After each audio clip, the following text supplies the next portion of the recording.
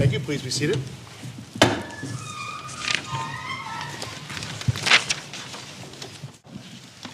Before we begin the calendar today, I'd just like to say it's truly an honor to be here at the Robert H. Jackson Center, holding a term of this court for the first time outside of an official court building or a law school. As most of you know, Justice Jackson was a true American patriot, serving his country not only as an associate judge on the U.S. Supreme Court, but as chief prosecutor at the International Military Tribunal at Nuremberg post-World War II, in which his commitment to fairness and the rule of law helped keep order at an otherwise very chaotic time.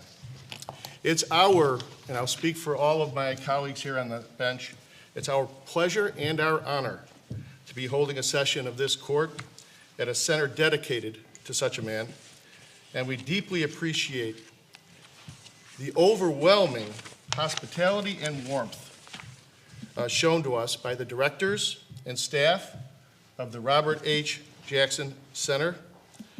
They have really outdone themselves. And now, to honor Justice Jackson's commitment to the rule of law, we will move on to our calendar of cases. Case 1270, Southwestern Investors Group LLC versus Turco and Adamo. Excuse me.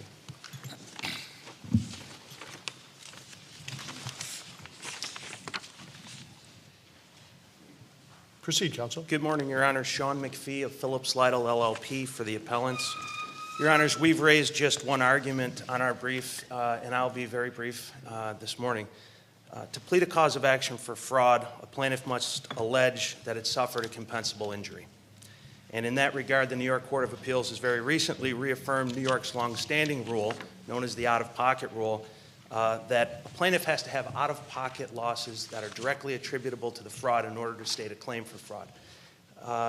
This court held as much, even more recently, in Ullman versus medical insurance liability. And Justices Curran, Peredato, and Troutman, you are all members of that panel.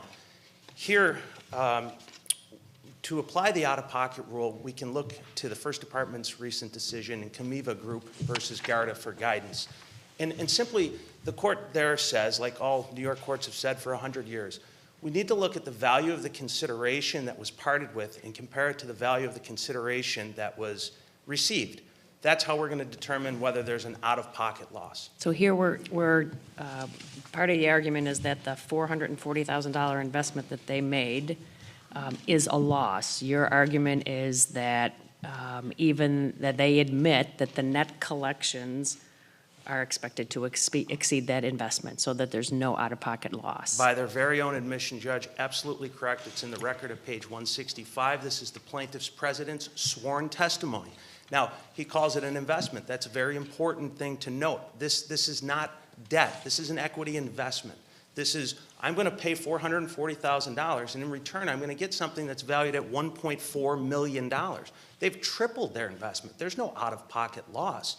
And this calculation, it's very important to note, Your Honors, they didn't dispute the calculation below, and they haven't disputed it in their brief to this argument, to this court. So there's no dispute that they've paid $440,000 and received something worth $1.4 million. And as such, they have no out-of-pocket damages. What about their argument that that they are stuck with some liability or debt associated with the portfolios? I think there seems to be a dispute as to who still owns these portfolios. So you're correct, Your Honor. That's a different part of the same case. It involves a different defendant. It has nothing to do with my clients. That's the JH defendant. And the causes of action against JH, or at least the breach of contract, is still alive, right? No, that's not correct. The first cause of action against JH? That was dismissed by the trial court.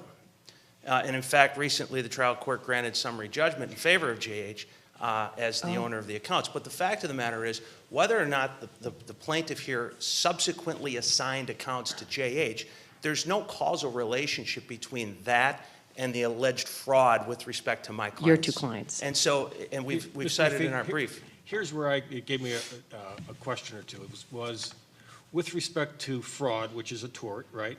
Correct. You don't get the benefit of your bargain. You get what I think is essentially rescission damages. Is that a fair characterization? Well, what the Court of Appeals calls it is out-of-pocket Out-of-pocket. damages. The benefit of the bargain damages It's contract. only relates with the contract. Got That's it. absolutely correct. Okay, so, but here, how do we do the math now? That is, isn't there argument that, yeah, maybe someday we're going to make this amount of money on it, but it's not worth that now?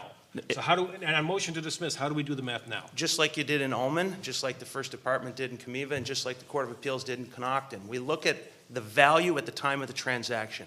What happens subsequently, there's no relation causally to the alleged fraud. So we look at the value, and like I said, the plaintiff's own sworn testimony says, this is what I paid, this is what I got. We compare the two, and that's it. We have no out-of-pocket loss.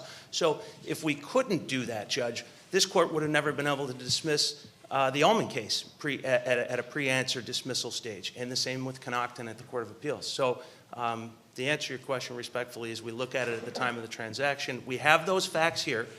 In candor, Camiva was a summary judgment case, but we don't cite Camiva for the fact that the procedural posture. What we're citing it for is the formula, and we look at that formula here. It's not disputed. We have the values right in the record. I think we have your argument, counsel. Thank you, Thank Your you.